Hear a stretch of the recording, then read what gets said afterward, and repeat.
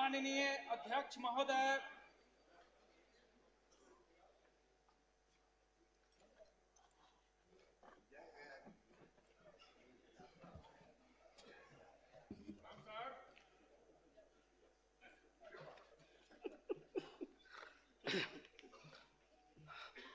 सभा की कार्यवाही प्रारंभ की जाती है।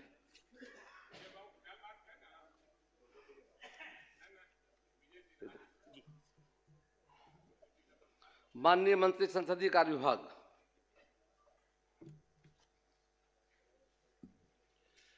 अध्यक्ष महोदय, मैं प्रस्ताव करता हूं कि यह सदन बिहार विधानसभा की लोक लेखा समिति, प्राक्कलन समिति एवं सरकारी उपक्रमों संबंधी समिति के गठन वर्ष 2025-27 की शेष अवधि यथा गठन संबंधी अधिसूचना निर्गत होने की तिथि से 31 मार्च 2027 तक के लिए बिहार विधानसभा की प्रक्रिया तथा कार्य संचालन नियमावली के नियम क्रमशः 237(1), 240(1) एवं 241(1) के परंतुक के तहत निर्वाचन प्रक्रिया को शिथिल कर अध्यक्ष बिहार विधानसभा उन समितियों के सदस्यों का मनोनयन करें। प्रश्न यह है कि यह सदन बिहार विधानसभा की लोक लेखा समिति, प्राक्कलन समिति एवं सरकारी उपक्रमों संबंधी समिति के गठन वर्ष 25 से 27 की शेष अवधि तथा गठन संबंधी सूचना निर्गत होने तिथि से 31 मार्च 27 तक के लिए बिहार विधानसभा की प्रक्रिया तथा कार्य संचालन नियमावली के नियम क्रमशः 237(a), 240(a) एवं 241(a) के परंतु के तहत निर्वाचन प्रक्रिया को शिथिल कर अध्यक्ष बिहार विधानसभा उन समितियों के सदस्यों का मनोनयन करें। जो इस प्रस्ताव के पक्ष में है वह हाँ कहें, जो इस प्रस्ताव के विपक्ष में वो ना कहें। मैं समझता हूं कि पक्ष में बहुमत है, यह प्रस्ताव स्वीकृत हुआ। माननीय मंत्री संसदीय कार्य विभाग। अध्यक्ष महोदय, मैं प्रस्ताव करता हूं कि यह सदन बिहार विधानसभा की प्रक्रिया तथा कार्य संचालन नियमावली के नियम क्रमशः 237(1), 240(1) एवं 241(1) के अनुसरण में बिहार विधान परिषद से सिफारिश करता है कि वह इस सदन के लोक लेखा समिति, प्राक्कलन समिति एवं सरकारी उपक्रमों संबंधी समिति के गठन वर्ष 2025-27 की शेष अवधि यथा गठन संबंधी अधिसूचना निर्गत होने की तिथि से 31 मार्च 2027 तक 6 सदस्यों के लिए बिहार विधान परिषद से क्रमशः 4, 6 एवं 3 सदस्यों को मनोनीत करने के लिए सहमत हों तथा बिहार विधान परिषद के सदस्यों के नाम इस सदन को सूचित करें। प्रश्न यह है कि यह सदन बिहार विधानसभा की प्रक्रिया तथा कार्य संचालन नियमावली के नियम क्रमशः 237(a), 240(a) एवं 241(a) के अनुसरण में बिहार विधान परिषद से सिफारिश करता है कि वह इस सदन के लोक लेखा समिति, प्राक्कलन समिति एवं सरकारी उपक्रमों संबंधी समिति के गठन वर्ष 25 से 27 की शेष अवधि तथा यथा गठन संबंधी सूचना निर्गत होने की तिथि 31 मार्च 27 तक 7 सदस्यों के लिए बिहार विधान परिषद से क्रमशः 4, 6 एवं 3 सदस्यों को मनोनीत करने के लिए सहमत हों तथा बिहार विधान परिषद सदस्यों के नाम इस सदन को सूचित करे। जो इस प्रस्ताव के पक्ष में हाँ कहें, जो इस प्रस्ताव के विपक्ष में ना कहें। मैं समझता हूं कि पक्ष में बहुमत है, यह प्रस्ताव स्वीकृत हुआ। प्रभारी मंत्री सामान्य प्रशासन विभाग। अध्यक्ष महोदय, मैं भारत के संविधान के अनुच्छेद 323(2) के तहत बिहार लोक सेवा आयोग का वर्ष 2023-24 एवं 2024-25 का वार्षिक प्रतिवेदन की एक एक प्रति को सभा पटल पर रखता हूं। प्रभारी मंत्री जल संसाधन विभाग।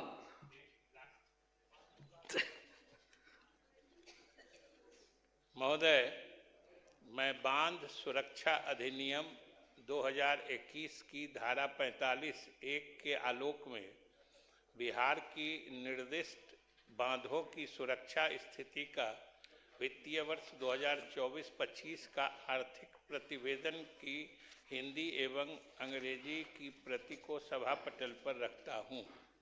प्रभारी मंत्री पंचायती राज विभाग। माननीय अध्यक्ष महोदय, मैं प्रस्ताव करता हूं कि ग्रामीण विकास विभाग के संबंध में द्वितीय अनुपूरक व्यय विवरणी के अनुदान तथा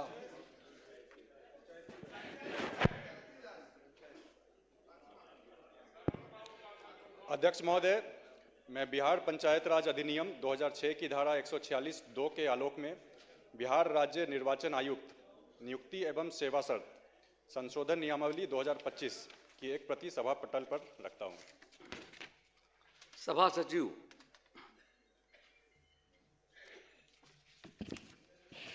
अध्यक्ष महोदय, बिहार विधानसभा की प्रक्रिया तथा कार्य संचालन नियमावली के नियम 267 के अंतर्गत मुझे प्रतिवेदित करना है कि विभिन्न विषयों के संबंध में पटल पर रखे गए विवरण के अनुसार 6 याचिकाएं प्राप्त हुई हैं। अब वित्तीय कार्य लिए जाएंगे। माननीय सदस्यगण, वित्तीय वर्ष 25-26 के द्वितीय अनुपूरक व्यय विवरण में सम्मिलित अनुदानों के मांगों का व्यवस्थापन होगा। उक्त विवरण में सम्मिलित अनुदानों के मांगों की कुल संख्या 43 है। आज इसके लिए एक ही दिन का समय निर्धारित है। अतः किसी एक विभाग के अनुदान की मांग के प्रस्ताव पर वाद विवाद तथा सरकार का उत्तर एवं मतदान हो सकता है।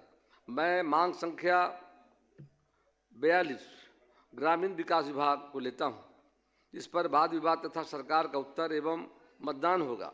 शेष मांगों का व्यवस्थापन गिलोटिन मुखबंध द्वारा किया जाएगा। चूँकि आज शुक्रवार का दिन है, इसलिए विमर्श अभी से 12:30 बजे अपराह्न तक होगा। विभिन्न दलों को उनकी सदस्य संख्या के आधार पर समय का आवंटन निम्न प्रकार किया जाता है। इसी क्रम में सरकार को उत्तर के लिए भी समय दिया जाएगा। Bharatiya Janata party 33 minute, Janata Dal United 31 minute, राष्ट्रीय Janata Dal 9 minute, Lok Janshakti Party Ramvilas 6 minute, Indian National Congress 2 minute, Hindustani Awam Morcha 2 minute, AIMIM 2 minute, Rashtriya Lok Morcha 1 minute, CPI-MLL 1 minute, CPI-M 1 minute, Bahujan Samaj Party 1 minute, Indian Inclusive Party 1 minute. माननीय मंत्री ग्रामीण विकास विभाग अपनी मांग प्रस्तुत करें।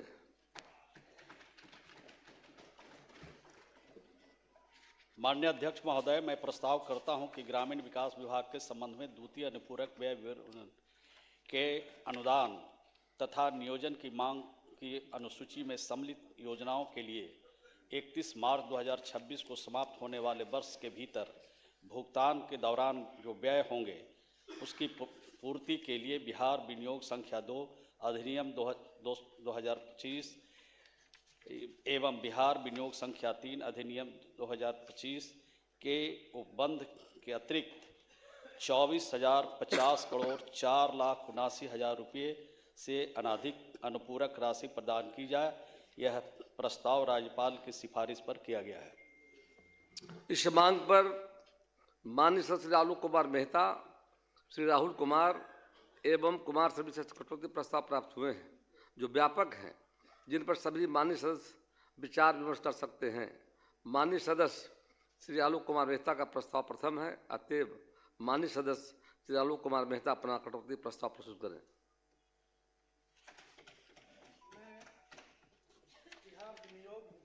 2025 पर 10 रुपये कटौती की मांग पेश करता हूँ। 9 मिनट बोलना आपको है। अब समय दिया गया है राष्ट्रीय जनता दल को 9 मिनट का। महोदय, नहीं बोलना चाहते हैं? अध्यक्ष महोदय, बैठ जाइए। अध्यक्ष महोदय, ये द्वितीय अनुपूरक बजट पेश किया गया है। प्रस्ताव सरकार के द्वारा पेश किया गया है। प्रथम जो बजट था, मूल बजट, उसमें लगभग 3.16 लाख करोड़ का प्रावधान था। यह बजट लगभग 92,000 करोड़ का प्रस्तावित प्रावधान है। मैं कहना चाहता हूं कि बजटीय अनुमान में कमी की वजह से और वित्तीय कुप्रबंधन की वजह से बार बार सप्लीमेंट्री बजट लाने की आवश्यकता पड़ती है।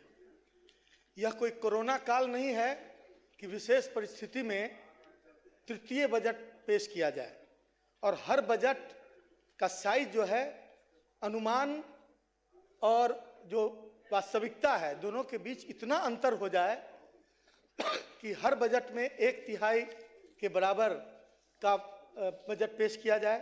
यह ऐसा प्रतीत होता है कि जो बजट बनाया जाता है शुरू के सब वर्ष के शुरू में, उसमें सीरियसनेस नहीं है, उसमें सारे प्रावधानों को व्यवस्थित ढंग से विचार नहीं किया जाता, इसलिए बार बार ऐसे सप्लीमेंट्री बजट की आवश्यकता पड़ती है। बजट बढ़ाने के पीछे और भी कारण है। जैसे जो योजनाएं लागू हुई, उन योजनाओं में यदि देर होती है तो उससे वित्तीय भार सरकार पर पड़ता है। ऐसा लगता है कि यह कॉमन प्रैक्टिस हो गया है कि किसी भी योजना का बजट पास कर दो और उसके बाद समय सीमा, निर्धारित समय सीमा तक वो पूरा न करे और उसके बाद उसको एक्सटेंड करके और उसका बजट बढ़ा दो। यह ऐसा लगता है कि ठेकेदारों की जो मांग है उस पर आधारित इस तरह के प्रावधान किए जाते हैं। यह इस पर रोक लगनी चाहिए। महोदय, सरकार द्वारा द्वितीय अनुपूरक बजट मांग पेश करना यह दर्शाता है कि वित्तीय मामले में सरकार किस तरह कैजुअल अप्रोच अपना रही है। प्रथम अनुपूरक बजट मांग के बाद दूसरा अनुपूरक बजट इस बात का प्रमाण है। मूल बजट की राशि, जिसमें कौन सी ऐसी परिस्थिति उत्पन्न हो गई कि बार बार बजट लाने की आवश्यकता पड़ गई। Fiscal responsibility and budget management act 2003 भी इस तरह के प्रावधान विशेष परिस्थिति में इस तरह की इजाजत देता है। इसलिए वित्तीय घाट, जो वित्तीय निर्धारित सीमा के अंदर यदि वित्तीय घाट, ये अतिरिक्त व्यय FRBM एक्ट में फिस्कल डेफिसिट वित्तीय घाटा की निर्धारित सीमा के अंदर है। अगर सकल घरेलू उत्पाद GDP के 3% की सीमा से अधिक है तो क्या आज कोरोना या इस तरह की आपदा वाला समय है? आपदा तो असमय, अभी कटाव चल रहा है, बाढ़ की स्थिति आई, लेकिन ऐसा लगता ही नहीं है कि उसके ओरिएंटेशन के हिसाब से बजट का प्रावधान किया जा रहा है। अनुपूरक बजट में संसाधन कहां से आएंगे? क्या वो लोन लिया जाएगा या फिर जनता पर टैक्स लादा जाएगा? इस बात के का भी जिक्र बजट के अंदर होना चाहिए था, लेकिन यह नहीं है। सरकार के सामने कई प्रश्न हैं। यह साफ करना चाहता हूं कि अनुपूरक बजट विकास का नहीं बल्कि सरकार की विफलताओं को छिपाने का बजट है। और वर्षों तक सरकार साल की शुरुआत में ही यदि अनुमान, आय व्यय का अनुमान सही ढंग से लगा ली होती तो इस तरह के बजट लाने की आवश्यकता नहीं होती। स्थापना एवं प्रतिबद्धता व्यय में वृद्धि का औचित्य समझ में आता है, लेकिन जहां तक योजनाओं पर व्यय का सवाल है, यह तार्किक प्रतीत नहीं होता। अतिरिक्त सरकार कहती है कि इसमें योजनाओं के लिए अतिरिक्त राशि मांगी गई है, लेकिन मैं पूछना चाहता हूं कि पिछले बजट में आवंटित राशि का क्या हुआ? जहां प्रगति रिपोर्ट नगण्य है, जहां एक एक फाइल महीनों तक धूल फांक रही है, वहां नई राशि का मांगना जनता के आंखों में धूल झोंकने जैसा है। सबसे बड़ी बात है कि सरकार वित्तीय अनुशासन में फेल हो गई है। राजस्व संग्रह कमजोर है, केंद्र पर निर्भरता बढ़ रही है और सुधारों पर कोई ध्यान नहीं। क्या यही सुशासन है? क्या यही विकास की परिभाषा है? मेरा मानना है कि बजट केवल आंकड़ों का खेल नहीं होता। बल्कि यह सरकार की नीयत का आईना होता है। लेकिन यह अनुपूरक बजट, इस अनुपूरक बजट से स्पष्ट दिखाई पड़ता है कि सरकार के पास न दृष्टि है, न योजना है, न जिम्मेवारी है दिखाई पड़ रही है। राज्य के स्कूलों के हालात खराब हैं, शिक्षकों की कमी, अस्पताल में दवाओं की सुविधा में कमी, लेकिन बजट में इन जरूरतों को बहुत प्राथमिकता नहीं दी गई है।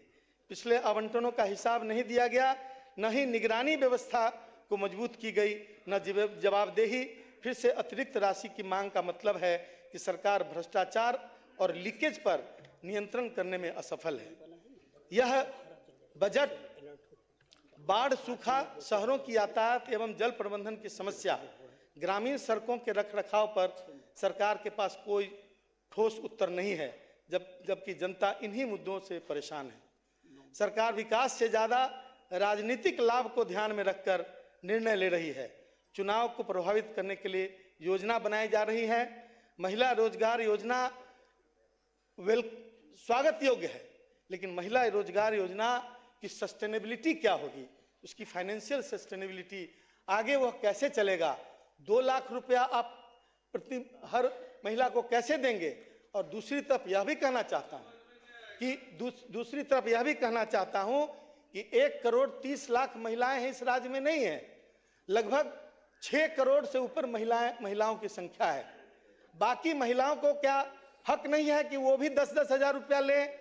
क्या उनको हक नहीं है कि वो भी 2-2 लाख रुपया लें?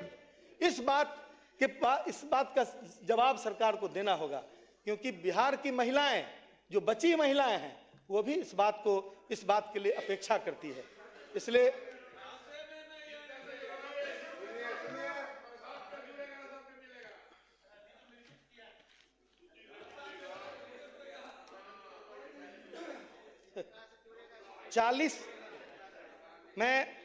मैं कुछ बिंदुओं की तरफ ध्यान दिलाना चाहता हूं।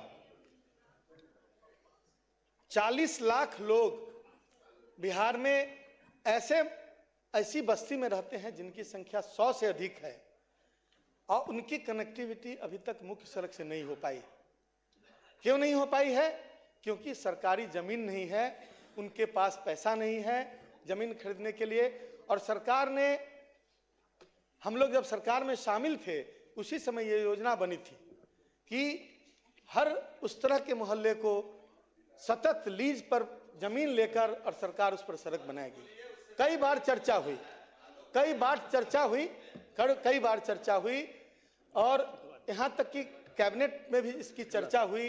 मुख्यमंत्री ने बहुत जोर देकर संबंधित पदाधिकारियों को बोला कि इसको तुरंत इंप्लीमेंट कीजिए, लेकिन आज तक वो लोग अपमान सहने के सिवा उनके पास कोई उपाय नहीं है। जमीन वालों की जमीन दूसरे लोगों की जमीन पर चलते हैं, और सड़क नहीं रहने की वजह से वहां शादी ब्याह भी मुश्किल हो गया है, और जो बीच बीच में उन्हें रोका जाता है, अपमानित किया जाता है, ताकि वो उनकी निजी जमीन पर नहीं चल सके।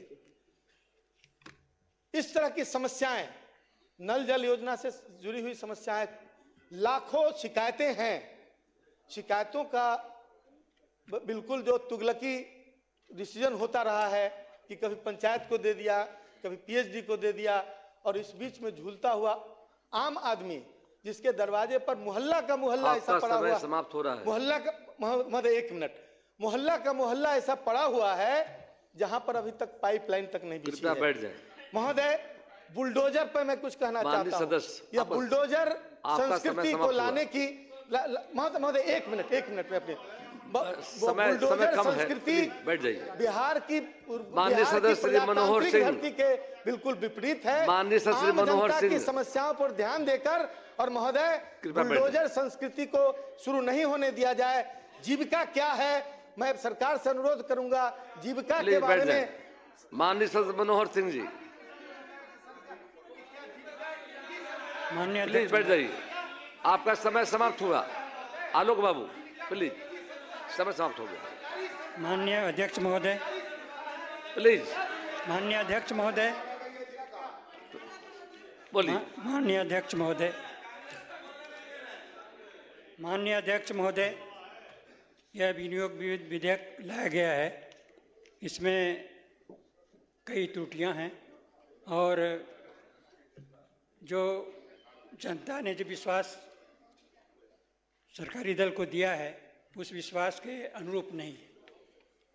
महोदय, अब तो जनता पछता रही है कि हम किस संगठन किस दल को बहुमत दे दिए, लेकिन महोदय अब तो लेकिन अब पछताने से क्या होगा महोदय? पछताने से क्या होगा? जनता पछता रही है, उससे पछताने से क्या होगा कि महोदय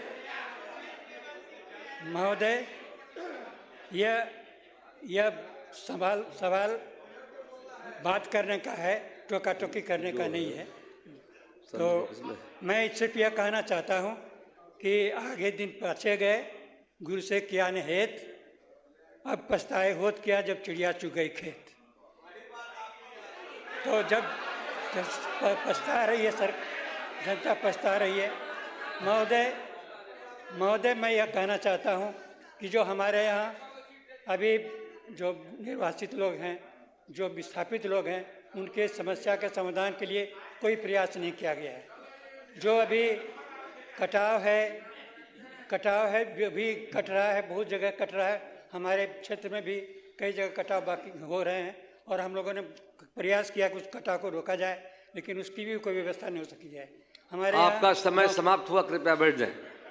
माननीय सदस्य श्री अख्तरुल ईमान जी, 2 मिनट। अध्यक्ष महोदय, मैं कटौती प्रस्ताव के पक्ष में बोलने के लिए खड़ा हुआ हूं। महोदय, ये सरकारी संवैधानिक कंपल्सन है कि जनता की राशि को खर्च करने के लिए असेंबली से उसका अनुमोदन कराया जाए, लेकिन ये सरकार की भी जिम्मेदारी है कि आवाम के गाढ़े खून और पसीने की कमाई से उसका उत्थान हो रहा है कि नहीं, ये देखने की जरूरत है। मौजूदा वक्त में जो इस वक्त खासकर रेवेन्यू डिपार्टमेंट के जरिए से जो वसूली की जा रही है कर्मचारियों के जरिए से और सर्किल ऑफिस के जरिए से, मैं समझता हूं कि बिहार में इससे पहले इतना बड़ा शोषण कभी नहीं हुआ है। मैं सरकार का आलोचक नहीं, बल्कि मैं चाहूंगा, मैं ईमानदारी के साथ अगर बोलें तो सत्ता और विपक्ष सारे लोग इस बात में सहमत हैं कि इस वक्त रेवेन्यू डिपार्टमेंट में बेइंतहा लूट हो रही है। मैं सरकार नए इरादों के साथ आई है, मैं आलोचना नहीं कर रहा हूं, इस पर काबू पाने की जरूरत है। जनता बहुत बेहाल है। मैं इस वक्त सीमांचल से आता हूं। सीमांचल में सबसे घनी नदियां हैं। 100 किलोमीटर के दरमियान में जो हिमालय के गोद में बहने वाले 300 किलोमीटर 400 किलोमीटर की बारिश और नदियों का पानी 10 से 15 किलोमीटर समाहित हो जाता है। कटाव बहुत अत्यधिक है। मैं जल संसाधन मंत्री का आभारी हूं कि उन्होंने पिछले दिनों में तवज्जो दी है। आइंदा भी सीमांचल के कटाव पर तवज्जो देने का काम करेंगे। महोदय, इस वक्त फ्लाईओवर्स बन रहे हैं, सरकार तरक्की कर रही है, लेकिन मैं कहूंगा कि अभी भी सीमांचल में 20, 25, 30, 40 किलोमीटर की दूरी पर पुलों का निर्माण नहीं हुआ है, उस पर तवज्जो देनी चाहिए। महोदय, मैं चूंकि ये सरकार कानून के राज की बात करती है, मैं माननीय मुख्यमंत्री हैं और सदन है, मैं गुजारिश करना चाहूंगा कि लोकतंत्र में जनप्रतिनिधियों का मान और सम्मान अपनी जगह पर है, लेकिन पिछले विगत कई वर्षों से अफसरशाही का जो एक चलन बढ़ा है महोदय, उससे सिर्फ ये नहीं कि आपके जनप्रतिनिधि अपमानित हो रहे हैं, बल्कि जनता का शोषण दोहन भी हो रहा है और जनता का काम सही तौर पर नहीं हो पा रहा है। बैठ जाएं, आपका समय समाप्त हुआ। एक बात मैं और कहूंगा, माननीय सदस्य श्री संदीप सौरभ जी, थोड़ी सी प्लीज बैठ जाइए, समय समाप्त हुआ। एक सर समय तय है। बिजली मंत्री यहाँ पर है सर, बिजली की हालत बड़ी खराब है सर, हमारे उस क्षेत्र का कमज।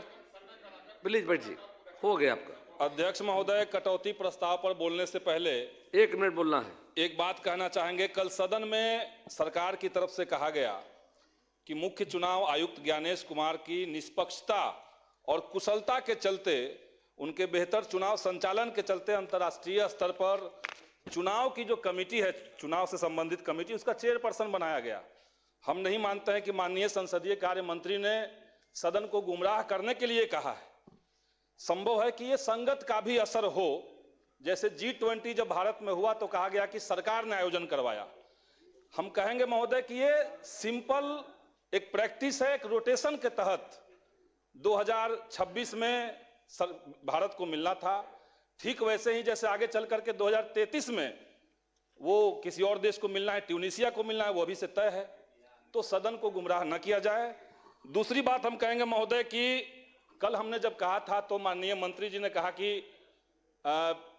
ऑनगोइंग स्कीम के ऊपर ये नहीं होता है, पहले से कोई स्कीम होता है तो नहीं होता है। आचार संहिता का वो पैसा बांटने वाला सिस्टम खत्म नहीं होता है, लेकिन तमिलनाडु, आंध्र प्रदेश और तेलंगाना में पहले के स्कीम को रोके गए हैं महोदय। सदस्य तो सदन को गुमराह न किया जाए, ये हम कहेंगे महोदय। श्री अजय हम कुमार लोग जी, के पास कम समय है, थोड़ा संरक्षण दिया जाए महोदय। प्लीज बैठिए, समय समाप्त। आपको प्लीज बोला जाए। हम पॉइंट ऑफ क्लैरिफिकेशन पे, माननीय सदस्य ने कहा कि उनको इस कारण नहीं मिला है, और आपने ये भी कहा कि हो सकता है उसमें ये भी कारण हो। आप अभी बोले हैं, अभी प्रोसीडिंग देख लीजिएगा, आपने जो बोला है अभी प्रोसीडिंग देख लीजिएगा। और जब आपके भी दिल में है कि हो सकता है ये भी कारण हो, तो मैंने तो उतना ही कहा था। धन्यवाद। माननीय सदस्य श्री अजय कुमार जी, प्लीज सर बैठे बैठे मत बोलिए भैया। माननीय अध्यक्ष महोदय, ग्रामीण विकास विभाग के बजट और फिर गिलोटिंग से सभी विभाग हैं, कटौती प्रस्ताव के पक्ष में मैं बोलने के लिए खड़ा हूं। ग्रामीण विकास विभाग का मूल रूप से जो काम होता है उसमें एक महत्वपूर्ण काम स्वच्छता मिशन है, और जिसमें मैं समझता हूं कि सरकार बहुत ही विकास की बात कर रही है, लेकिन स्वच्छता ग्राही का सिर्फ 3,000 रुपया महीने पर काम लिया जाता है, और वो भी उसका भुगतान 6 महीने में एक बार होता है या नहीं होता है, और वो काम भी शायद बिहार में आधे पंचायत में हो रहा है। इसके बारे में इसकी चर्चा होनी चाहिए थी। दूसरी बात हम कहना चाहता हूं कि आवास योजना भी आपके अंदर में आता है। आवास योजना पूरी तौर पर बिहार में भ्रष्टाचार का भेंट चढ़ जाता है। जब तक आपका मुलाजिम 25,000 से 50,000 रुपया अब नहीं लेता, तब तक किसी का मकान बनता नहीं, और नहीं बनने की स्थिति आपका समय समाप्त हुआ, कृपया बैठ जाएं। महत्वपूर्ण बात कह के मैं खत्म माननीय कर रहा हूं।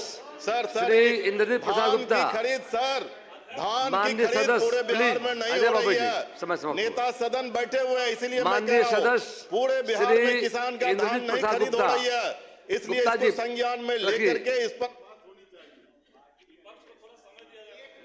अध्यक्ष महोदय, इस बजट सत्र आएगा मार्च में। इस कटौती प्रस्ताव के विपक्ष में बोलने के लिए खड़ा हुआ हूं मैं, लेकिन मैं सिर्फ ये जानना चाहता हूं, नया हूं, बहुत कुछ पढ़ा नहीं, बहुत चीज जानता नहीं, लेकिन मैं ये समझता हूं कि ये मात्र द्वितीय अनुपूरक बजट है। आने वाले 5 साल में हर एक साल आएगा, क्या आएगा ये पता नहीं, लेकिन ये जो 24,000 से आपने ज्यादा बढ़ा, आप सबों का ट्रेनिंग करवाया जाएगा, जो नए सदस्य आए हैं ना, ट्रेनिंग सेशन का तो इंतजार कर रहा हूं महोदय, लेकिन मैं चाहता हूं जो इम्प्लीमेंटेशन और जो बजट के जो बीच का गैप होता है, जो बढ़ाना पड़ता है बार बार, या तो ठीक से बनाया नहीं जाता, अगर बनता है तो कहीं न कहीं जो लीकेज होता है उस पर मैं सदन से अनुरोध करूंगा कि उस पर रोक लगाने की कोशिश करें, ताकि हमारा ये द्वितीय हो, तृतीय चौथी नहीं आए। बहुत बहुत धन्यवाद। Thank you very much. माननीय सदस्य श्री सतीश कुमार सिंह यादव, 1 मिनट।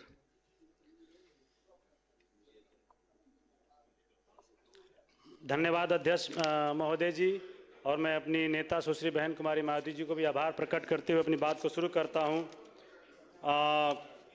महोदय, प्रधानमंत्री आवास योजना के तहत इसका इम्प्लीमेंट और अच्छे से अगर हो तो जो भी गरीब समाज के लोग हैं, सौर समाज के लोग, उन लोगों को भी बेहतर ढंग से जो है आवास योजना में सम्मिलित किया जाए। और साथ ही स्वच्छता के अंदर जो है माननीय अध्यक्ष महोदय जी, शौचालय का निर्माण जो भी पहले हुआ है तो बहुत सी उसमें लूट घसोट भी है, उसको जांच करके हर जगह शौचालय के निर्माण को भी बेहतर ढंग से महोदय इसको इम्प्लीमेंट कराया जाए। और साथ ही महोदय, ये विभाग की बात नहीं है, लेकिन हमारे यहाँ रामगढ़ विधानसभा में दुर्गावती नदी और कर्मनासा नदी के तट पर बसे गांव बहुत से कटाव के कारण खतरे में है सर, तो उसका भी सर जांच करके उस कटाव को रोकने का उपाय किया जाए महोदय। मैं बस यही कह के अपनी बात को खत्म करता हूं। धन्यवाद। माननीय सदस्यगण, अब सरकार का उत्तर होगा। माननीय मंत्री ग्रामीण विकास विभाग।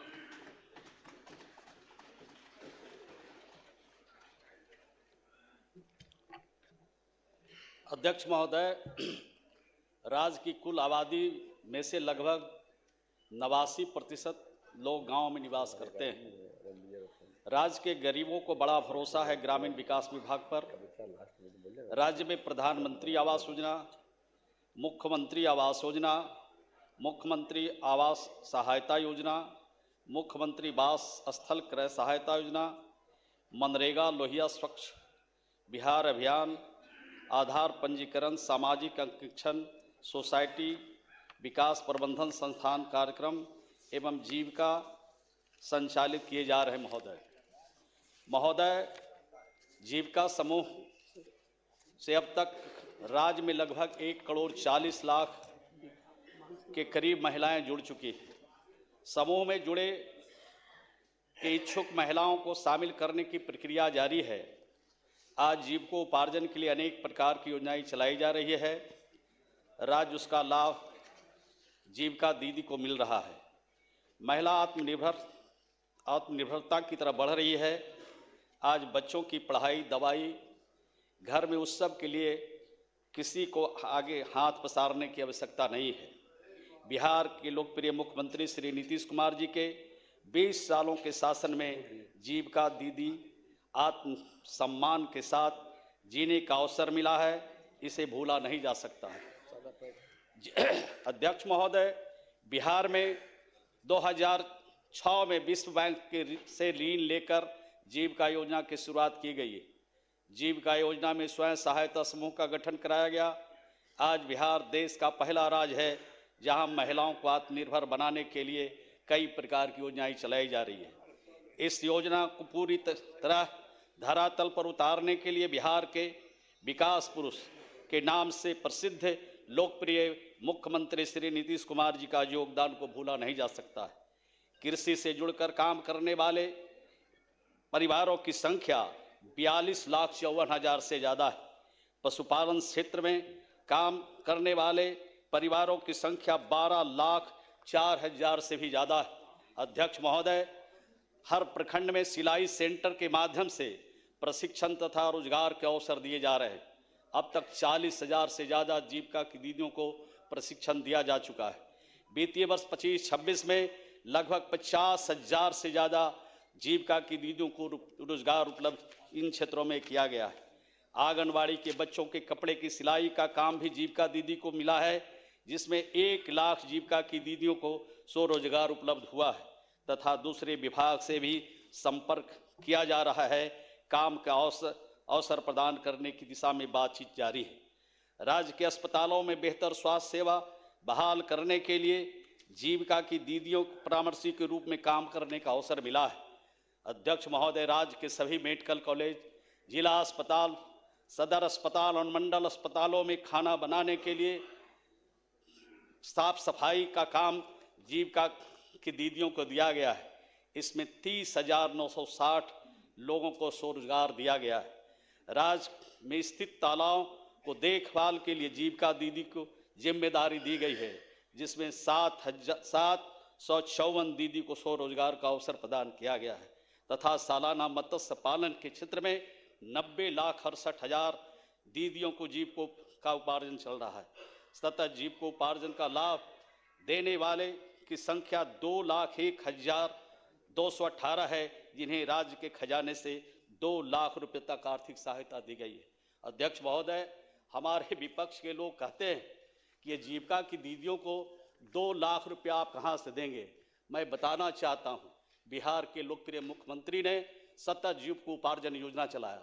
जो ताड़ी बेचकर जिंदगी बसर करते थे, जो शराब बेच करके जिंदगी बसर करते थे, वैसे परिवार जिनका परिवार जो हाशिए पर खड़ा था, घर का कमाने वाला दुनिया में नहीं है, वैसे लोगों को भी चिन्हित किया और 2,01,000 परिवार को चिन्हित करके उनको 2-2 लाख के अंदर उनको सहायता देके उनके जीवन में नयापन लाया गया।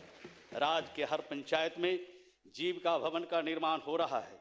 राज्य में कौशल विकास के क्षेत्र में लगभग 4,08,000 से ज़्यादा हम युवा युवतियों को नियोजन किया है।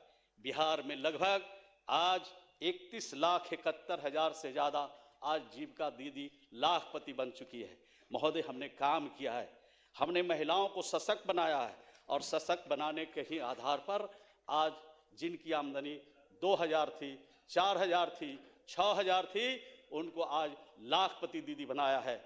और इसी प्रकार का और भी कौशकी दूध उत्पादन क्षेत्र, दूध उत्पादन समिति बनाकर हमने काम किया है और 34,489 दीदी जोड़कर यहाँ पर प्रतिवर्ष 1,20,00,000 रुपया उनकी आमदनी हो रही है। सालाना टर्नओवर 128 करोड़ है। हर क्षेत्र में महिलाओं को आत्मनिर्भर बनाने की दिशा में काम चल रहा है। महोदय, महिला रोजगार की बात करते हैं और हमारे माननीय सदस्य महिला रोजगार की चिंता आप ज़्यादा नहीं कीजिए। जो हमारी सरकार, बिहार के लोकप्रिय मुख्यमंत्री ने जो वादा किया है पहले भी एक एक करके निभाया है और आने वाले दिनों में एक एक करके उसको हम लोग पूरा करेंगे। बिहार की सरकार और बिहार के लोकप्रिय मुख्यमंत्री श्री नीतीश कुमार जी ने राज्य की महिलाओं को आत्मनिर्भर बनाने के उद्देश्य से आर्थिक सशक्तिकरण की दिशा में ऐतिहासिक कदम उठाते हुए मुख्यमंत्री आपने अपनी बातों को रखा है, आपने अपनी बातों को रख दिया है, अब सरकार का उत्तर हो रहा है। इस योजना का कार्यान्वयन जीविका द्वारा किया जा रहा है। देश का पहला राज्य बिहार है जहां प्रत्येक परिवार की एक महिलाओं को अपनी पसंद का रोजगार चुनने का अधिकार दिया गया और उनके खाते में 10-10 हजार रुपया दिया गया, यानी 2 लाख और अतिरिक्त राशि भी उनको दिया जाएगा।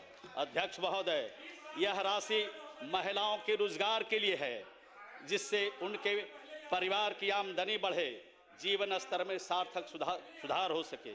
अध्यक्ष महोदय, महिलाओं के उत्पादों की बिक्री के लिए गांव से शहर तक हाट बाजार विकसित किए जा रहे हैं। ऐसे ही पैसा नहीं दिया जा रहा है, उनको अन्य प्रकार की सुविधा भी दी जा रही है। इस योजना के अंतर्गत 1,56,00,000 से ज़्यादा दीदियों को रोजगार पर गतिविधि संचालन हेतु 10,000 रुपया उनके खाते में दी जा चुकी है। अध्यक्ष महोदय, जीविका राष्ट्रीय स्तर पर सामुदायिक संगठन एवं स्वास्थ्य संपोषण तथा स्वच्छता के लिए संसाधन नेशनल रिसोर्स ऑर्गेनाइजेशन के रूप में भी कार्य कर रही है। इस राज्य की दीदी दूसरे राज्य में भी जाकर के वहाँ पर प्रशिक्षण देने का काम कर रही है। आपको मैं बताना चाहता हूँ कि ये प्रशिक्षण देने का काम दूसरे राज्यों में भी हमारी दीदियाँ कर रही है। तो आप सोच सकते हैं ये प्रदेश हैं, झारखंड, उत्तर प्रदेश, राजस्थान, आसाम, अरुणाचल, उत्तराखंड भेजे गए हैं 12,664 दीदी और लगभग 100 करोड़ इन सामुदायिक संसाधन सेवी CRP इसके अर्जित किया गया है। अध्यक्ष महोदय, हमारा जो अंतिम अध्यक्ष महोदय, ये विपक्ष में जो लोग बैठे हैं महोदय, कितना भड़काने का काम किया बिहार की महिलाओं को। अध्यक्ष महोदय, विपक्ष के नेता और राजद के साथ महागठबंधन के जितने नेता थे ये क्या कह रहे थे, ये इसमें सूद लगेगा, ये पैसा जो दिया गया है ये लौटाना पड़ेगा। और ये बात विपक्ष के लोग कहते रहे, लेकिन विपक्ष के लोगों को कहने से कोई बिहार की महिला रोजगार योजना सफल करने में पूरी की है, परंतु इन्हें कामयाबी नहीं मिली, इनके झांसे में कोई नहीं आया। और जब हर महीने माई बहन मान योजना भी चला रहे थे, इनके बारे में मालूम है कि माई बहन मान योजना चलाते नहीं है, माँ बहनों को बिहार में नहीं पूरे देश में अपमानित करने का काम करते हैं। कहते थे कि 2,500 प्रति महीना आपको देंगे और कहते थे कि 30,000 एक मुश्त भी देंगे, लेकिन इनके झांसे में कोई आने वाला नहीं था। सभी महिलाओं ने इनकी बातों को एक सिरे से खारिज किया। महोदय, अध्यक्ष महोदय, राज्य में अपने कार्यकर्ताओं के माध्यम से ये फार्म भरवा रहे थे और फार्म भरवाने में महोदय 200-300 उगाही भी हो रही थी, ठगी का काम हो रहा था। कुछ राजनीतिक दल तो गारंटी ले रहा था महोदय और कार्ड बांट रहा था और नीतीश कुमार जी को फिनिश करने में लगा था। अध्यक्ष महोदय, नीतीश कुमार जी को जब फिनिश करने की अभियान चलाते हैं विपक्ष के लोग, नीतीश कुमार जी दोगुनी ताकत के साथ बिहार की जनता उनको बिहार में खिदमत करने का, सेवा करने का अवसर देती है। और बिहार में नीतीश कुमार जी ने जो 20 वर्षों में काम किया है, इनका जो मॉडल है, वो मॉडल के सामने विपक्ष पूरी तरह सफाया हो गया, फेल हो गया। और यही बात अगर कहते रहे सदन में तो आगे भी फेल होंगे। माननीय मुख्यमंत्री ने कहा था कि बोलते बहुत हो, थोड़ा कम बोलो, समझो, सच्चाई को सामने रखो। सच्चाई को सामने नहीं रखा तब 35 पर विपक्ष बैठ गया। महोदय, माननीय मुख्यमंत्री जी की बात को सुनना चाहिए। हमारा जो भाषण का पार्ट है उसको प्रोसीडिंग का पार्ट बनाया जाए महोदय। और मैं विपक्ष के माननीय सदस्य आलोक मेहता जी से अनुरोध करता हूं कि कटौती प्रस्ताव वापस लें। राज्य की महिलाओं को सशक्त बनाने के लिए और राज्य के गरीबों को आवास देने के लिए हम जब पैसा मांगते हैं तो आप कटौती करते हैं। तो जब आप कटौती करिएगा तो कैसे विकास होगा? तो राज्य की महिलाओं से आपको अगर दुश्मनी है, राज्य की महिलाओं से उनकी तरक्की पर आपको अफसोस है, तो निश्चित रूप से आपसे अनुरोध करता हूं कि अपना कटौती प्रस्ताव वापस लें और राज्य के विकास के लिए 24,050 करोड़ 4,79,000 रुपये खर्च करने की अनुमति सदन से प्रदान करने का अनुरोध करता हूं। माननीय सदस्यगण, अब सरकार का उत्तर समाप्त हुआ। क्या माननीय सदस्य श्री आलोक कुमार मेहता अपना कटौती प्रस्ताव वापस लेना चाहते हैं? प्रश्न यह है कि इस शिक्षक की मांग 10 रुपये घटाई जाए। जो इस प्रस्ताव के पक्ष में है वह हाँ कहें, जो इस प्रस्ताव के विपक्ष में ना कहें। मैं समझता हूं कि विपक्ष में बहुमत है, यह प्रस्ताव अस्वीकृत हुआ। अब मैं मूल प्रस्ताव लेता हूं।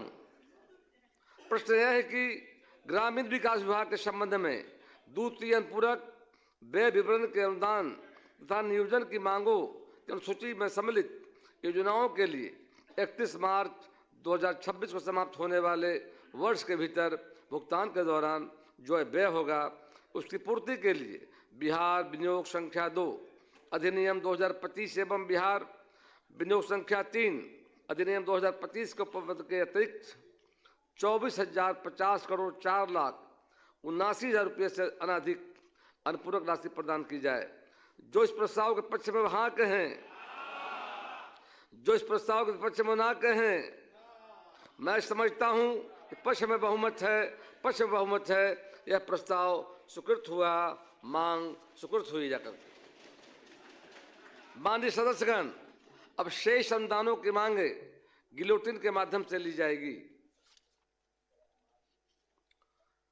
प्रश्न यह है कि द्वितीय अनुपूरक व्यय विवरण का अनुदान तथा नियोजन की मांगों की अनुसूची में सम्मिलित योजनाओं के लिए 31 मार्च 2026 को समाप्त होने वाले वर्ष के भीतर भुगतान के दौरान जो व्यय होगा उसकी पूर्ति के लिए बिहार विनियोग संख्या 2 अधिनियम 2025 एवं बिहार विनियोग संख्या 3 अधिनियम 2025 द्वारा स्वीकृत राशि के अतिरिक्त मांग संख्या 1 कृषि विभाग के संबंध में 395 करोड़ 32,42,000 रुपये। मांग संख्या 2 पशु एवं मत्स्य संसाधन विभाग के संबंध में 263 करोड़ 8,82,000। मांग संख्या 3 भवन निर्माण विभाग के संबंध में 784 करोड़ 62,92,000 रुपये। मांग संख्या 4 मंत्रिमंडल सचिवालय विभाग के संबंध में 587 करोड़ 67,10,000 रुपये। मांग संख्या 6 निर्वाचन विभाग के संबंध में 122 करोड़ रुपये। मांग संख्या 7 निगरानी विभाग के संबंध में 6 करोड़ 81,30,000 रुपये। मांग संख्या 8 कला संस्कृति एवं युवा विभाग के संबंध में 2 करोड़ 90,50,000 रुपये। मांग संख्या 9 सहकारिता विभाग के संबंध में 8 करोड़ 86,15,000 रुपये। मांग संख्या 10 ऊर्जा विभाग के संबंध में 7,264 करोड़ 67,58,000 रुपये। मांग संख्या 12 वित्त विभाग के संबंध में 22,530 करोड़ 60,12,000 रुपये। मांग संख्या 16 पंचायती राज विभाग के संबंध में 1,244 करोड़ 56,01,000 रुपये। मांग संख्या 17 वाणिज्य विभाग के संबंध में 1,000 रुपये। मांग संख्या 18 खाद्य एवं उपभोक्ता संरक्षण विभाग के संबंध में 19,90,00,000 रुपये। मांग संख्या 19 पर्यावरण वन एवं जलवायु परिवर्तन विभाग के संबंध में 188,98,84,000 रुपये। मांग संख्या 20 स्वास्थ्य विभाग के संबंध में 3,088,95,26,000 रुपये। मांग संख्या 21 शिक्षा विभाग के संबंध में 15,725,07,03,000 रुपये। मांग संख्या 22 गृह विभाग के संबंध में 711,87,18,000 रुपये।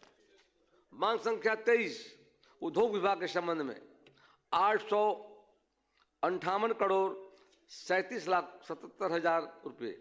मांग संख्या 25 सूचना प्रौद्योगिकी विभाग के संबंध में 152,66,52,000 रुपये। मांग संख्या 26 श्रम संसाधन विभाग के संबंध में 65,99,99,000 रुपये। मांग संख्या 27 विधि विभाग के संबंध में 104,01,000 रुपये। मांग संख्या 30 अल्पसंख्यक कल्याण विभाग के संबंध में 66,12,01,000। मांग संख्या 31 संसदीय कार्य विभाग के संबंध में 4,82,61,000 रुपये। मांग संख्या 32 विधानमंडल के संबंध में 3,46,00,000 रुपये। मांग संख्या 33 सामान्य प्रशासन विभाग के संबंध में 113,14,42,000 रुपये। मांग संख्या 35 योजना एवं विकास विभाग के संबंध में 96,12,00,000 रुपये। मांग संख्या 36 लोक स्वास्थ्य अभियंत्रण विभाग के संबंध में 150 करोड़ रुपये। मांग संख्या 37 ग्रामीण कार्य विभाग के संबंध में 1,390,02,10,000 रुपये। मांग संख्या 38 मद्य निषेध उत्पाद एवं निबंधन विभाग के संबंध में 50,00,000 रुपये। मांग संख्या 39 आपदा प्रबंधन विभाग के संबंध में 9,63,56,000 रुपये। मांग संख्या 40 राजस्व भूमि सुधार विभाग के संबंध में 15,68,47,000 रुपये। मांग संख्या 41 पथ निर्माण विभाग के संबंध में 1,261,21,00,000 रुपये। मांग संख्या 43 विज्ञान प्रौद्योगिकी एवं तकनीकी शिक्षा के संबंध में 8,65,97,000 रुपये। मांग संख्या 44 अनुसूचित जाति एवं अनुसूचित जनजाति कल्याण विभाग के संबंध में 198,77,37,000 रुपये। मांग संख्या 45 गन्ना उद्योग विभाग के संबंध में 16,62,69,000 रुपये। मांग संख्या 46 पर्यटन विभाग के संबंध में 15,53,00,000 रुपये। मांग संख्या 47 परिवहन विभाग के संबंध में 145,03,82,000 रुपये। मांग संख्या 48 नगर विकास एवं आवास विभाग के संबंध में 2,345,97,93,73,000 रुपये। मांग संख्या 49 जल संसाधन विभाग के संबंध में 1,115,19,96,000 रुपये। मांग संख्या 50 लघु जल संसाधन विभाग के संबंध में 12,04,28,000 रुपये। मांग संख्या 51 समाज कल्याण विभाग के संबंध में 5,263,40,67,000 रुपये। मांग संख्या 52 खेल विभाग के संबंध में 55,46,71,000 रुपये जाकर से अनाधिक अनुपूरक राशि प्रदान की जाए। जो इस प्रस्ताव के पक्ष में है वे हाँ कहें, जो इस प्रस्ताव के विपक्ष में वे ना कहें। मैं समझता हूं कि पक्ष में बहुमत है, पक्ष में बहुमत है। यह प्रस्ताव स्वीकृत हुआ, सभी मांगे स्वीकृत हुई। अब विधायी कार्य लिए जाएंगे।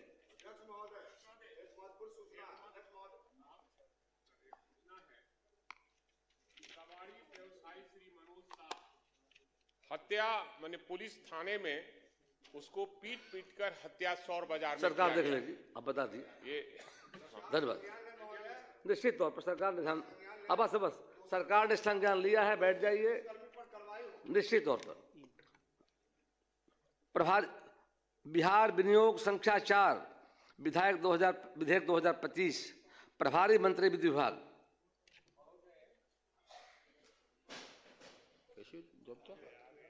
महोदय, मैं प्रस्ताव करता हूं कि बिहार विनियोग संख्या 4 विधेयक 2025 को पुनर्स्थापित करने की अनुमति दी जाए।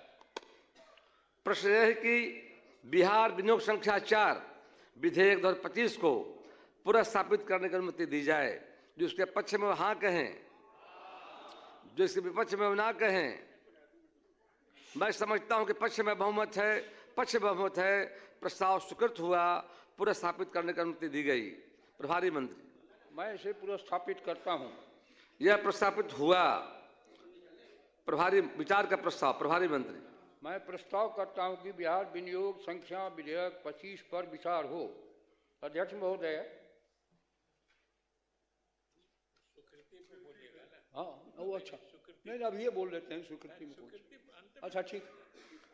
प्रश्न यह है कि बिहार विनियोग संख्या 4 विधेयक 2025 पर विचार हो। जो इसके पक्ष में वहां कहें, जो इसके विपक्ष में ना कहें। मैं समझता हूं कि पक्ष में बहुमत है, विचार का प्रस्ताव स्वीकृत हुआ। अब मैं खंड से लेता हूं। प्रश्न यह है कि खंड 2 एवं 3 इस विधेयक का अंग बने। जो इसके पक्ष में वह हाँ कहें, जो इसके विपक्ष में ना कहें। मैं समझता हूं कि पक्ष में बहुमत है, प्रस्ताव स्वीकृत हुआ। खंड 2 एवं 3 इस विधेयक के अंग बने। प्रश्न यह है कि अनुसूचित विधेयक का अंग बने। जो इसके पक्ष में है वे हाँ कहें, जो इसके विपक्ष में वे ना कहें। मैं समझता हूं कि पक्ष में बहुमत है, प्रस्ताव स्वीकृत हुआ। अनुसूचित विधेयक का अंग बना। प्रश्न यह है कि खंड 1 इस विधेयक का अंग बने। जिसके पक्ष में वे ना हाँ कहें, जो इसके विपक्ष में है ना कहें। मैं समझता हूं पक्ष में बहुमत है, प्रस्ताव स्वीकृत हुआ। खंड 1 इस विधेयक का अंग बना। प्रश्न यह है कि प्रस्तावना इस विधेयक का अंग बने। जो इसके पक्ष में है वे हाँ कहें, जिसके विपक्ष में है वे ना कहें। मैं समझता हूं कि पक्ष में बहुमत है, प्रस्ताव स्वीकृत हुआ। प्रस्तावना इस विधेयक का अंग बनी। प्रश्न यह है कि नाम इस विधेयक का अंग बने। जो इसके पक्ष में है वह हाँ कहें, जो इसके विपक्ष में वे ना कहें। मैं समझता हूं पक्ष में बहुमत है, प्रस्ताव स्वीकृत हुआ। नाम इस विधेयक का अंग बना। स्वीकृति का प्रस्ताव। प्रभारी मंत्री। महोदय, मैं प्रस्ताव करता हूं कि बिहार विनियोग विधेयक संख्या 4 विधेयक 25 स्वीकृत हो। महोदय, वित्तीय वर्ष 25-26 का द्वितीय अनुपूरक व्यय विवरणी बिहार विधानमंडल में दिनांक 3 दिसंबर 25 को उपस्थापित किया गया। द्वितीय अनुपूरक व्यय विवरणी में 91,717 करोड़ 11,35,000 रुपये की राशि के लिए ये प्रस्ताव था। महोदय,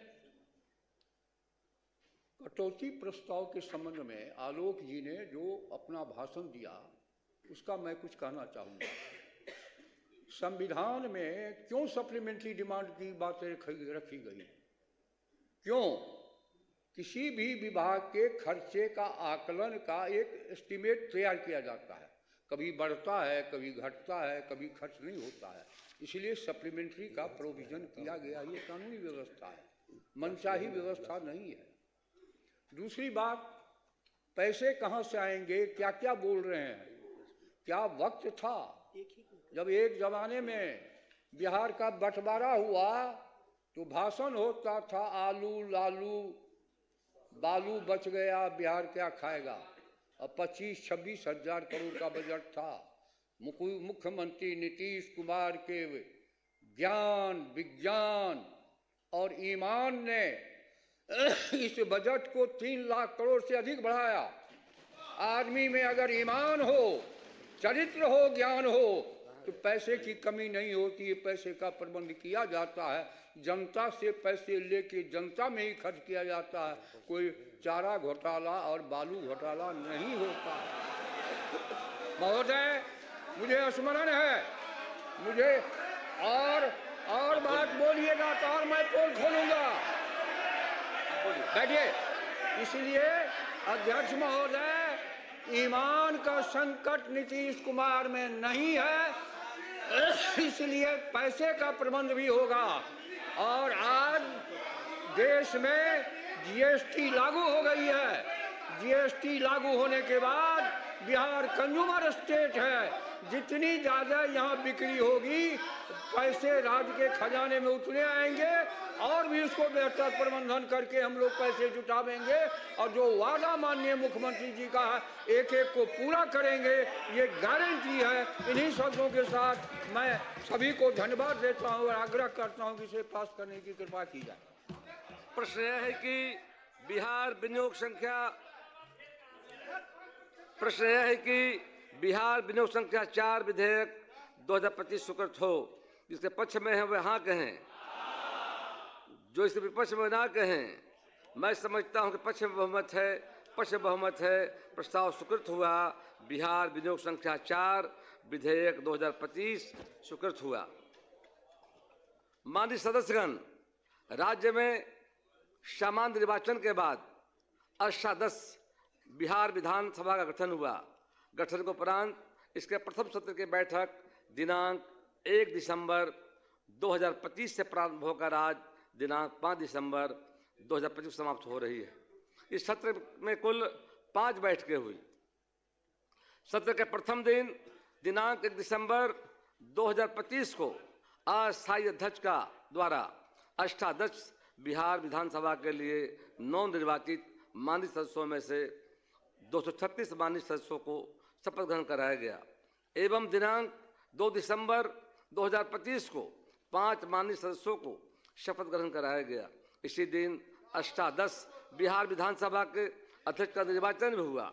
दिनांक 3 दिसंबर 2025 को माननीय राज्यपाल द्वारा ससंवेद दोनों सदनों के सदस्यों को संबोधित किया गया।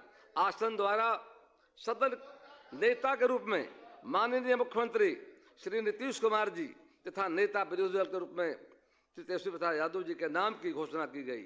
इस सत्र में राज्यपाल द्वारा प्रख्यापित 2 अध्यादेश क्रमशः बिहार आकस्मिकता निधि संशोधन अध्यादेश 2025 एवं बिहार नगरपालिका संशोधन अध्यादेश 2025 सदन पटल पर रखे गए। सभा सचिव द्वारा कुल 11 अनुमत विधेयकों का एक विवरण सदन पटल पर रखा गया। इसी दिन वित्त विभाग के प्रभारी मंत्री द्वारा वित्तीय वर्ष 25-26 का द्वितीय अनुपूरक व्यय विवरण को सदन में उपस्थापित किया गया एवं विभिन्न विभागों के प्रतिवेदन एवं नियमावली की प्रति सदन पटल पर रखी गई। कुल 5 जननायकों के निधन पर उनके प्रति शोक व्यक्त किया गया। इस सत्र में बिहार राज्य के विभिन्न विश्वविद्यालयों के सीनेट की सदस्यता के लिए बिहार विधानसभा के सदस्यों को मनोनीत करने हेतु अध्यक्ष बिहार विधानसभा को प्राधिकृत किया गया। दिनांक 4 दिसंबर 2025 को माननीय श्री नरेंद्र नारायण यादव जी को अष्टादश बिहार विधानसभा का उपाध्यक्ष बनाया गया। इसी दिन माननीय राज्यपाल महोदय के अभिभाषण पर माननीय सदस्य श्री राणा रणधीर जी द्वारा धन्यवाद प्रस्ताव प्रस्तुत किया गया, जिसका अनुमोदन माननीय सदस्य श्री राम विलास कामा जी द्वारा किया गया। वाद विवाद में माननीय मुख्यमंत्री द्वारा सरकार की उपलब्धियों को दर्शाया गया है और अंत में माननीय मुख्यमंत्री श्री सम्राट चौधरी जी के द्वारा उत्तर दिया गया। तत्पश्चात धन्यवाद का प्रस्ताव सदन द्वारा स्वीकृत हुआ। दिनांक 5 दिसंबर 2025 को वित्तीय वर्ष 25-26 के द्वितीय अनुपूरक व्यय विवरणी में सम्मिलित ग्रामीण विकास के अनुदान की मांग पर वाद विवाद हुआ तथा सरकार के उत्तर के बाद मांग स्वीकृत हुई एवं शेष मांगे गिलोटिन के माध्यम से स्वीकृत हुई। तत्पश्चात संबंधित विनियोग विधेयक भी स्वीकृत हुआ। सत्र के दौरान बिहार विधानसभा के तीनों वित्तीय समितियों के वर्ष 25 से 27 की शेष अवधि के गठन में सदस्यों के मनोनयन हेतु अध्यक्ष बिहार विधानसभा को प्राधिकृत किया गया। इस सत्र में कुल 16 निवेदन प्राप्त हुए, जिनमें 15 स्वीकृत एवं 1 अस्वीकृत हुआ। कुल 9 याचिकाएं प्राप्त हुई, जिनमें 6 स्वीकृत एवं 3 अस्वीकृत हुई। सत्र के संचालन में सहयोग के लिए माननीय मुख्यमंत्री जी, माननीय मुख्यमंत्रीगण, माननीय मंत्रीगण, नेता विरोधी दल एवं अन्य दलीय नेताओं के साथ साथ पक्ष प्रतिपक्ष के साथ सभी माननीय सदस्यों का मैं आभारी हूं।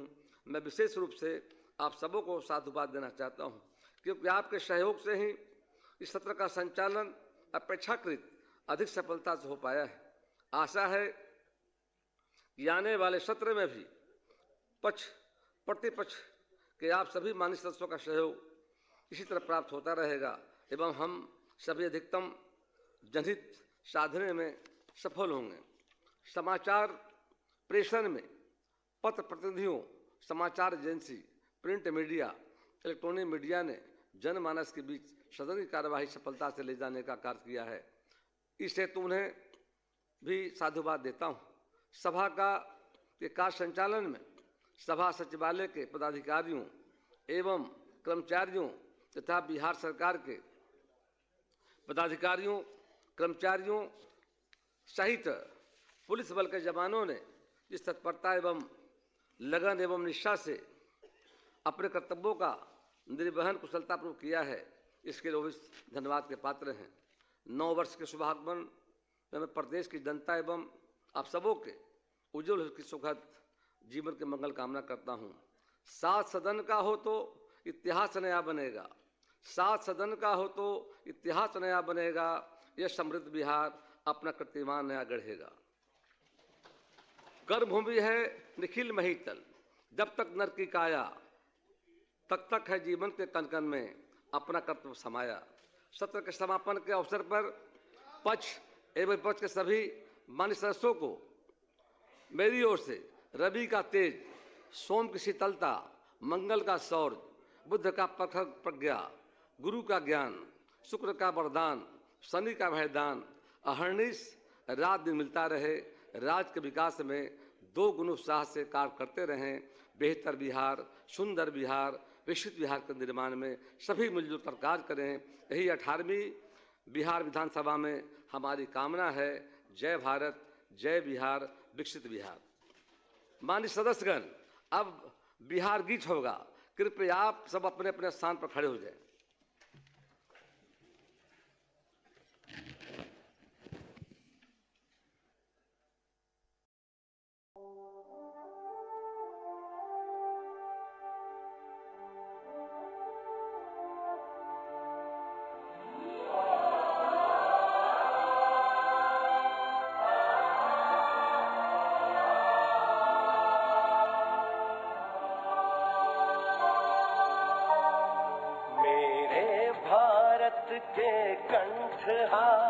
तुझको शत शत वंदन बिहार।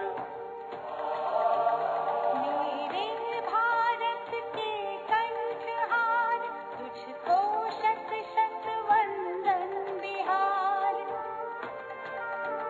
तू वाल्मीकि की रामायण, वैशाली का लोकतंत्र, तू बोधिसत्व की करुणा है।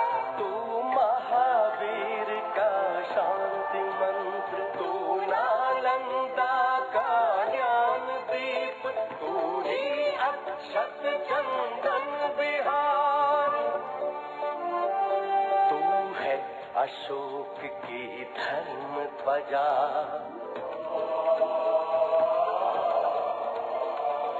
गुरु गोविंद की वाणी है। तू आर्यभट्ट, तू शेरशाह, तू कुंवर सिंह बलिदानी है। तू बापू की है कर्म भूमि, धरती का नंदन वन बिहार। तेरी गौरव गाथा अपूर्व, तू विश्व शांति का अग्रदूत। लौटेगा खोया स्वाभिमान, अब जाग चुके तेरे सपूत। अब तू माथे का विजय तिलक, तू आँखों का अंजन बिहार।